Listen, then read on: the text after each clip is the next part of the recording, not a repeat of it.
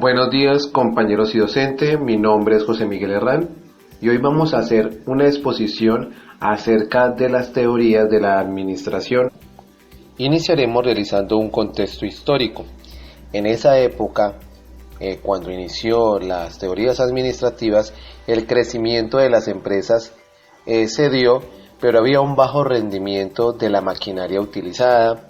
Había mucho desperdicio por causa de volúmenes de pérdidas por malas decisiones, competencia intensa e insatisfacción de los operarios. Esto a raíz de las grandes horas que laboraban los empleados impuestas por los empleadores. Para una solución a este contexto, vemos la participación de Frederick Taylor con su teoría de las teoría científica de la administración, que fue un ingeniero mecánico que nació en 1856 hasta 1915 y es considerado el padre de la administración científica, debido a que tenía como finalidad reunir hechos y proporcionar un fundamento científico para diseñar y ejecutar los trabajos, enfatizándose en las tareas realizadas por los obreros. Todo esto en propósito de buscar la eficiencia de la empresa, la eficiencia de la organización. Realizó en dos periodos o dos etapas su teoría científica. La primera se realizó en 1903 y la segunda en 1911. En estos dos momentos nace o surge la teoría científica de la administración. En este primer momento realizó publicaciones importantes o relevantes, como el libro que habla de la administración de talleres en 1903, donde se centraba que el objetivo de la administración era pagar salarios muy altos y tener bajos costos unitarios de producción. Es muy importante enfatizar o hacer hincapié que estos aportes fueron muy importantes para los gobernantes de esa época, así como para los empresarios de esa época. Es tanto así que en 1911, cuando hizo su segundo aporte, tuvo que dar en el momento explicaciones a la Cámara de Representantes de los Estados Unidos. En este libro se inicia el tema de la investigación y experimentación para controlar los operarios de la producción, con el fin de buscar una mejoría en lo que tenía que ver con la producción y relacionado con el salario.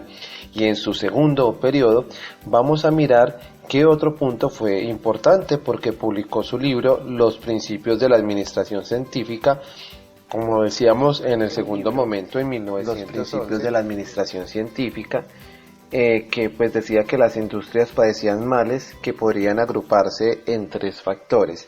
¿Cuáles eran los factores? Pues organizaría sistemática de los obreros, desconocimiento de la gerencia en cuanto a las rutinas de trabajo, el tiempo necesario para realizarlas, porque en esa época todo se realizaba de una manera empírica y pues no había ningún tipo de método para poder realizar los controles, y esto causaba una falta de uniformidad en las técnicas o métodos de trabajo, ya que pues todo se hacía de manera empírica. Por esa razón era importante el estudio del tiempo y del movimiento, que pues fue uno de los temas que pues expuso el señor Taylor. Y por eso, como hablábamos ahora, hubo pues que presentarse ante la Cámara de los Estados Unidos para defender sus ideas, aunque en esa época pues no era muy acogida, porque pues tenían el temor que por causa de los métodos administrativos que proponía pues hubiera unos despidos masivos, pero realmente eso iba a generar que la empresa pues mejorara. Ahora vamos a tratar también algunos principios que expuso Taylor, que en la actualidad, en la administración moderna, la que vemos hoy, pues todavía considero se encuentran vigentes.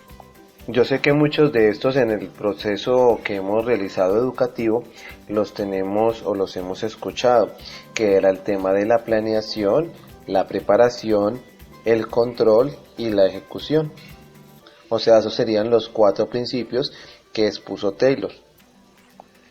Y eso pues Como ya lo hemos escuchado, la planeación era como que se sustituyera las personas que trabajaban de manera empírica, ¿cierto? Y que pues se hiciera un proceso de planeación para poder realizar o desempeñar un trabajo, no hacerlo más de manera empírica. El tema de la preparación, el principio de la preparación era seleccionar de una manera científica, o pues como él lo expone en su aporte, que los trabajadores, de acuerdo a sus actitudes, pues prepararlos y entrenarlos para que producieran más y pues de mejor calidad o de mejor función. En el tema del control, pues controlar que pues el trabajo se realizara de acuerdo a lo que se había planificado, y el tema de la ejecución era como ese control y esa preparación y esa planeación, llevarla a la ejecución, distribuir de manera pues distinta las funciones y las responsabilidades para pues mejorar el proceso y que el trabajo fuera mucho más efectivo. Porque no olviden que esta teoría buscaba lograr la efectividad de todos los procesos. Por eso se le denominaba que Taylor identificaba la administración como una ciencia, a diferencia pues de anteriormente, que pues solamente realizaban tareas. Él por eso la veía como una ciencia y que podía realizar unas mejoras con el propósito de hacer que la organización o las empresas pues tuvieran un mejor desempeño. Y basados en estos principios nace la organización racional de trabajo, que en qué consistía, que debe de haber identidad entre empleados y empleadores. Siempre debería haber una identidad en los que se incluyen 9 principios, donde pues se proponía por medio de Frederick Taylor analizar en secuencia todas las actividades que se realizaban en un proceso o en una actividad de un trabajador y mirar cuál de ellos era innecesario para poder reducir tiempos y de esta manera pues poder hacer una mejor eficiencia en el proceso de desarrollo de las actividades dentro de la organización. Esto ayudó a eliminar los desperdicios de tiempo, todo aquello que infringía, ya que gracias a tener esa serie de procesos y calcular tiempos, pues el funcionario tenía que cumplir de acuerdo a un tiempo determinado la función. El segundo principio fue el estudio de la fatiga humana. Para esto se buscaba hacer que el colaborador pues realizara los procesos sin que le generara tanta fatiga, todo en el momento preciso, en el tiempo preciso. Esto con el fin de permanecer la eficiencia en cada proceso, ya que si no se tenía en cuenta el estudio de la fatiga, esto hacía que el trabajador disminuyera su productividad. En suma, quería decir que la fatiga disminuye la productividad y esto no le conviene pues a la empresa. El tercer principio ya consistía en la división del trabajo y la especialización de los operarios, que generaba un aumento de la producción. Así lo que hacían era que cada operario se especializara exclusivamente en una sola tarea.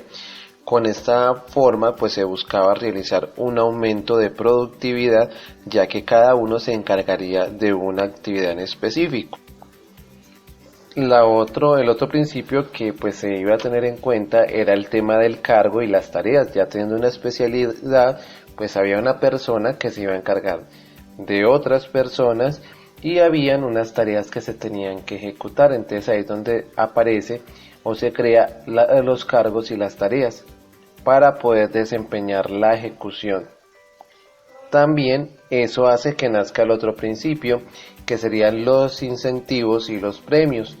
Quiere decir que era más producción y más ganancia si manteníamos incentivos y premios para los colaboradores en el proceso de producción. Y el otro principio sería el del hombre económico, que era motivación económica, donde se creía que la única motivación para el trabajador era económica. No se miraban otro tipo de motivaciones, sino solamente las remuneradas. Henry Fayol nació en 1841 y murió en 1925. Creador de la teoría clásica, nació en Constantinopla y falleció en París. Expuso su teoría a la administración en su famoso libro Administración Industrial and General, publicado en 1916. En este libro se cita las 6 funciones que debe tener la empresa o la organización. Entre ellas habla de la función administrativa, la función contable, la función seguridad, la función financiera, la función y la función técnica. Así también habla de las 6 funciones que debe desarrollar el administrador: planeación, organización, dirección, coordinación y control. En la planeación, pues debe prever el futuro y trazar el programa de acción. En organización, construcción de la estructura necesaria. La dirección debe de guiar, debe de orientar, debe de instruir al personal. Coordinación, en esta debe de enlazar, unir, armonizar todos los actos y esfuerzos colectivos entre el personal y pues el administrador. Y controlar, verificar que todo suceda de acuerdo a lo que se estableció inicialmente en la planeación. Después de analizar esto, también hablaremos de la organización. Fayol la ve desde 2 puntos de vista: desde lo social y desde la función. En cuanto a lo social, él dice que la interacción de personas para el alcance de objetivos y la organización implica cualquier iniciativa humana intelectual. La empresa constituye un ejemplo de organización social. Y el punto de vista de función se analizará como función administrativa. La organización significa el acto de organizar, estructurar y destinar los recursos para el alcance de los objetivos. Y se lleva una cadena estructural. Entre la cadena estructural podemos ver un grupo social, que pues es el que estábamos hablando ahora, era lo que compone como tal la empresa, una organización que debe ser administrada, y esa administración debe llevar un proceso administrativo. Desde donde podemos definir que la cadena estructural está compuesta por un grupo social, una organización, una administración y un proceso administrativo, generando unos principios tanto de estructura como de individuo. Entonces, cuando hablamos de los principios de la estructura, podemos hablar de esos principios clásicos como la división al trabajo en los de estructura, autoridad y responsabilidad, unidad de mando, unidad de dirección, jerarquía, orden y centralización. Y en los principios del individuo, espíritu de equipo, remuneración, descripción, subordinación, de intereses, equidad, estabilidad del personal, remuneración del personal e iniciativa. Entonces, en división del trabajo se encargaba la especialización de las tareas de la persona para aumentar la eficiencia. En la autoridad de responsabilidad lo que vemos es el derecho de dar órdenes y esperar obediencia, ¿sí? Consecuencia natural a implicar y rendir cuentas. Lo que hablaba de la disciplinaria, pues ahí lo que tenemos que tener en cuenta es la obediencia, la dedicación, respeto por las normas que ya se encuentran establecidas. Y en la unidad de mando, pues cada empleado debe recibir órdenes de su solo jefe. Acuérdese que en esta área pues se ve el tema de la administración, entonces pues cada empleado debe recibir las órdenes solo de su jefe. Y en el tema de la unidad de dirección, la asignación clara de actividades que tengan un objetivo. Y en subordinación de intereses, los intereses generales están por encima de los particulares. Y la remuneración del personal, debe existir satisfacción justa y garantizar para los empleados todas las garantías, ¿sí? Y la centralización, por último, que era la concentración de la autoridad en la cúpula jerárquica de la organización.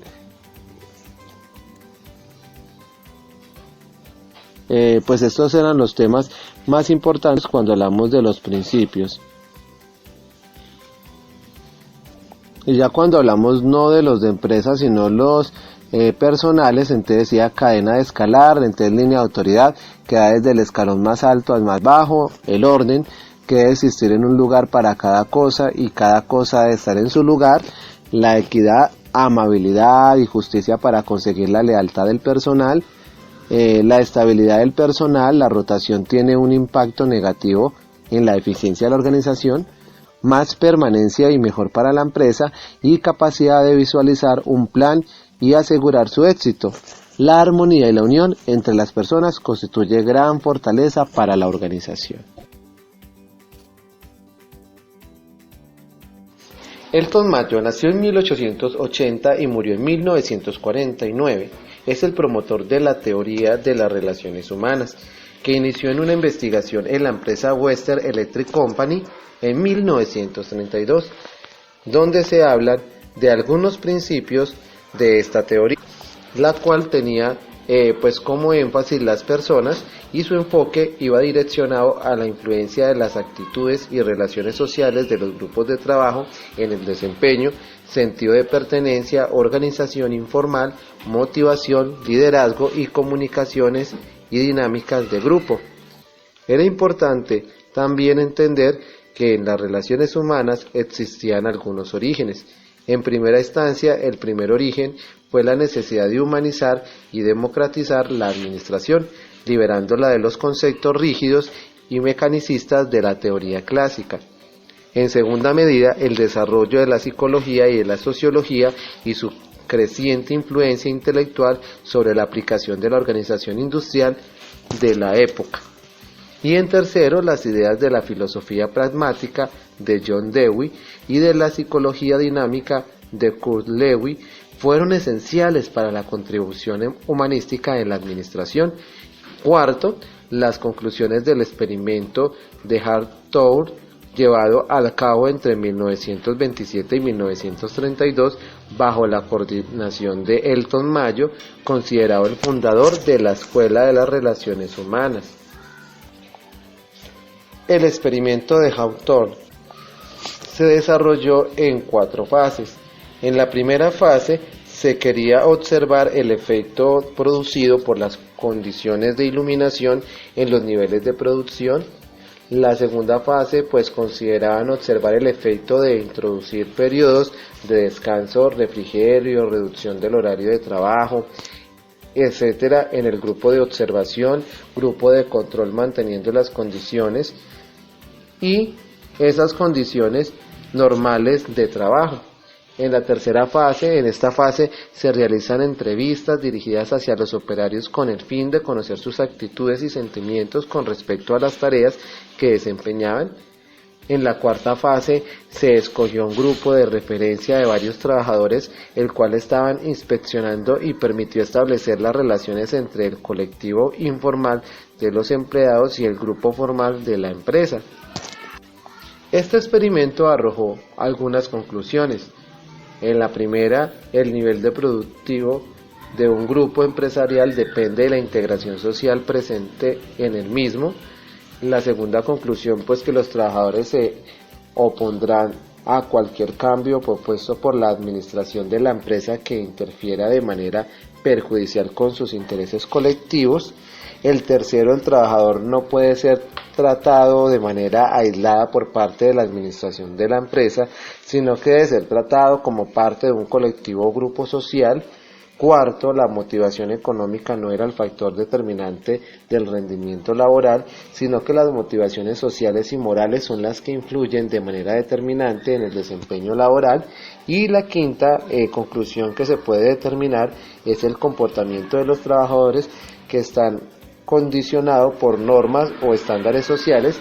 Dichas normas pueden ser determinadas por el grupo social al cual pertenecen dentro de la empresa. Como inicialmente hablábamos, tenía unos principios esta teoría de los recursos humanos y vamos a hablar de ellos. Entonces, en el primero era la integración del comportamiento social, donde los niveles dependen de la integración social.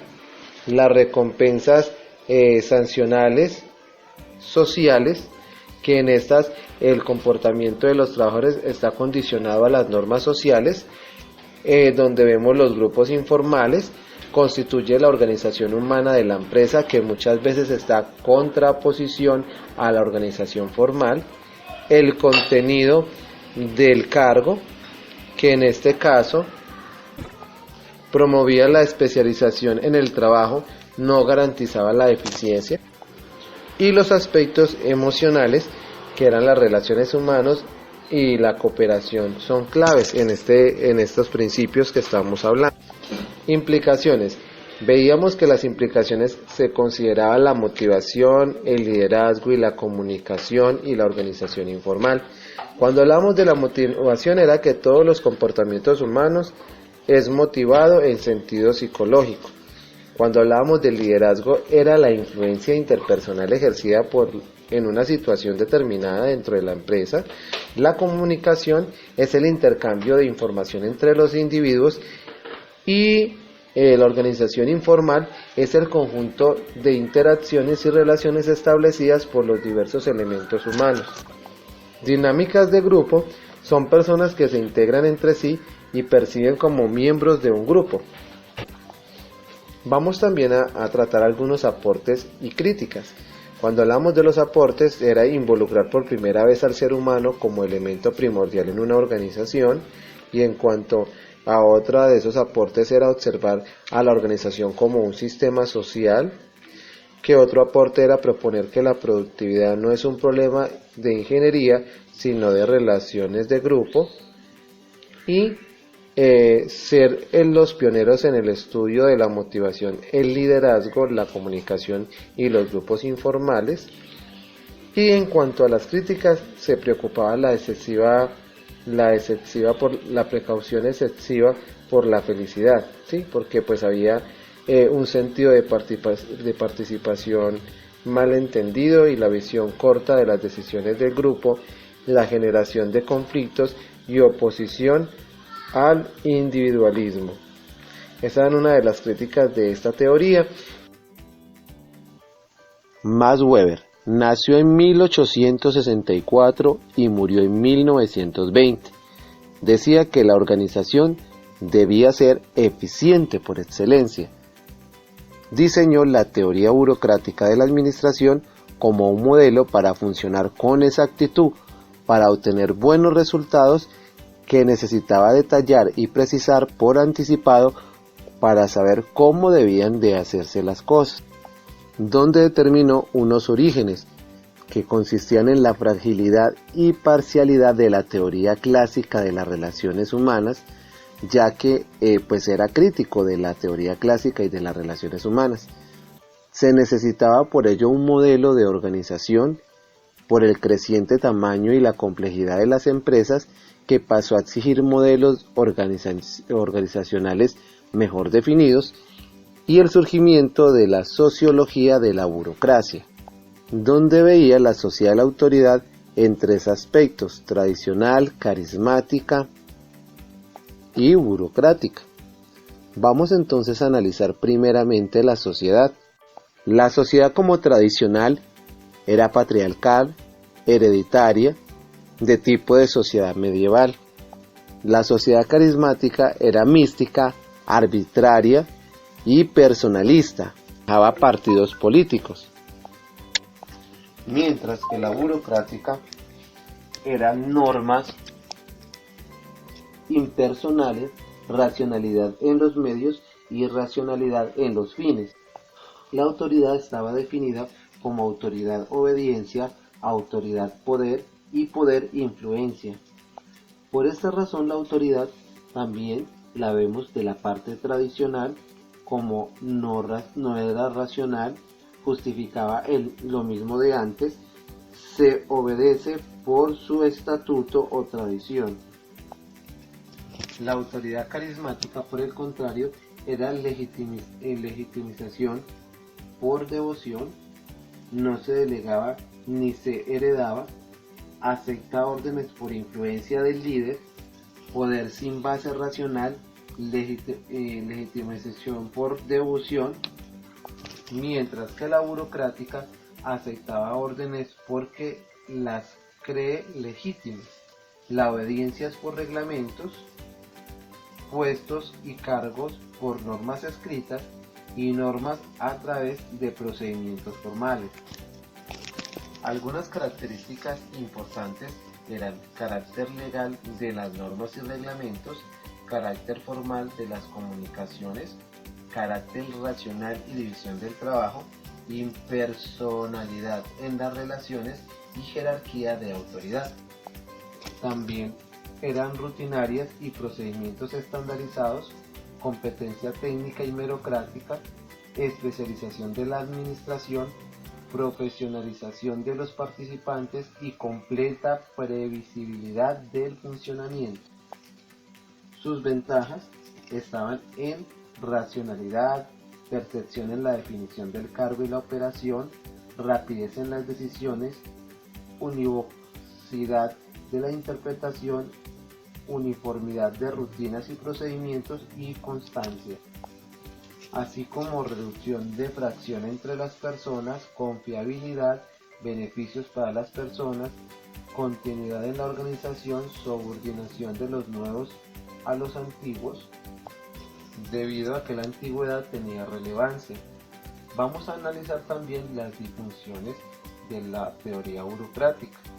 Vamos a iniciar de 1 a 7, iniciando con la internalización de las reglas, que eran reglamentos por objetivos, exceso de formalismo, todo por escrito y por conducto. O sea, si había primeramente un conducto regular, había que cumplirlo. Resistencia al cambio, todo establecido rutina. Y la despersonalización de la relación, enfatiza los cargos y no las personas.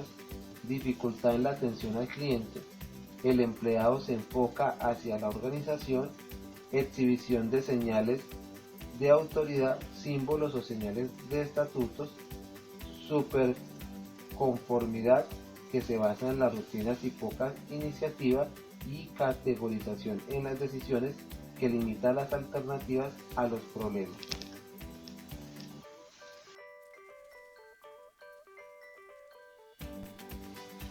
Amitai Etzioni nació en 1929 y murió en 1985, promotor de la teoría estructuralista en el año 1947.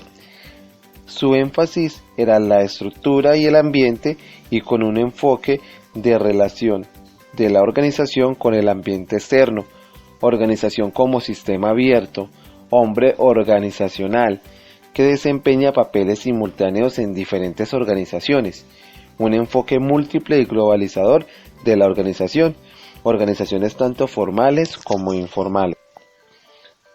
La teoría estructuralista tiene unos orígenes, los cuales vamos a analizar.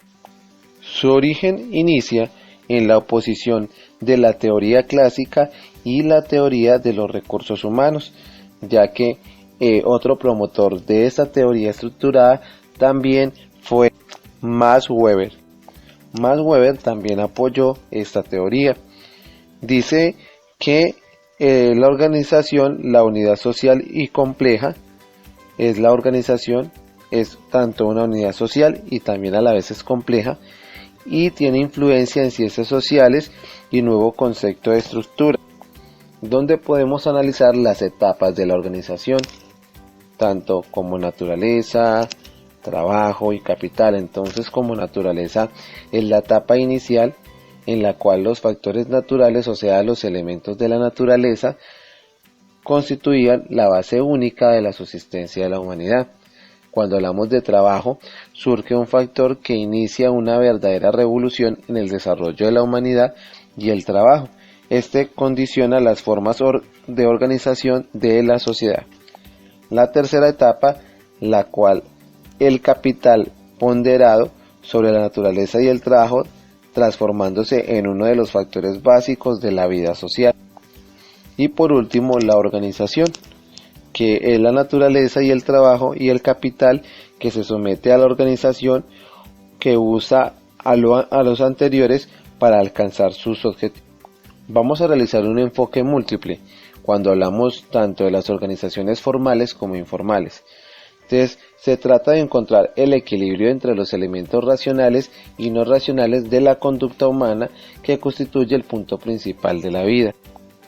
Aunque también un segundo punto serían las recompensas y materiales sociales, que serían las estructuralistas, que combinan los estudios de la escuela clásica y de las relaciones humanas, La tercera serían los diferentes enfoques de la organización, los diferentes niveles de la organización, la diversidad de la organización y análisis interorganizacional, que son las estructuralistas inauguraron la preocupación con el análisis interrogacional, donde se busca una flexibilidad frente a ¿qué? Los cambios que pueden ocurrir en la vida moderna, así como la tolerancia a las frustraciones, que evita el desgaste emocional derivado del conflicto entre las necesidades de la organización y los individuales. Cuando hablamos también de la capacidad de posponer las recompensas, compensa el trabajo rutinario dentro de la organización en detrimento con las preferencias personales y que permanentemente el deseo de la realización para garantizar la conformidad y las posiciones de carrera dentro de la organización. Ahí es donde surge la idea del ambiente organizacional, que las organizaciones viven en un mundo humano que puede ser social, político, económico, y existen en un contexto al cual se denomina un ambiente. Se desglosa en esos dos temas: interdependencia de las organizaciones en la sociedad y conjunto organizacional. Los conflictos que se dan serían conflictos con los elementos generadores de los cambios y de la innovación en la organización. Conflicto significa la existencia de ideas, sentimientos o intereses antagónicos y colindantes que pueden chocar. Por eso hoy en día se considera la cooperación y conflicto como dos aspectos de actividad social, o aún más, dos lados de una misma moneda. A través del conflicto se puede evaluar y poder el ajuste del sistema de la situación real, logrando que poder evaluar a través de este análisis. Esta también ha poseído unas críticas. Entonces, en primera medida, la convergencia de varios enfoques divergentes, teoría clásica y recursos humanos, la teoría de los recursos humanos y la burocrática. Después, la aplicación del enfoque se interesa en la organización como sistema social y como estructura. Luego sigue doble tendencia teórica, que ve la organización como un todo y la dinámica que promueve el conflicto. El análisis organizacional más extenso, que es un análisis de todo tipo de organización compleja. La inadecuación de los tipos de organización, que son limitaciones en la aplicación de prácticas y solo por una variable. Y la teoría de la crisis, que se enfoca en los problemas de la organización y no es lo normal. Y la teoría de transición y cambios, que es transición a la teoría de los sistemas.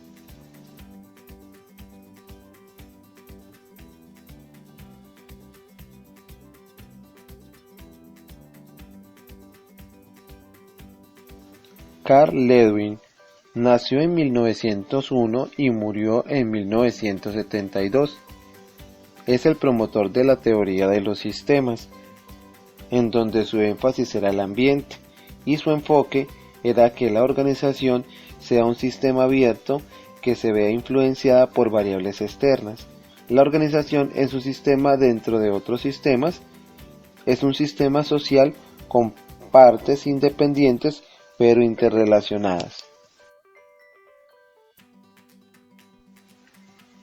Peter Drucker nació en 1909 y murió en el 2006, y es el promotor de la teoría neoclásica, que surgió de la necesidad de utilizar los conceptos válidos y relevantes de la teoría clásica, también llamada escuela operacional o del proceso administrativo. El punto fundamental de la teoría neoclásica es definir la administración como una técnica social básica. Asume los postulados clásicos como relativismo, aunque manteniendo el énfasis sobre los principios clásicos de la administración. La administración consiste en orientar, dirigir y controlar los esfuerzos de un grupo de individuos para lograr un fin común con un mínimo de recursos y de esfuerzos, con la menor interferencia con otras actividades útiles.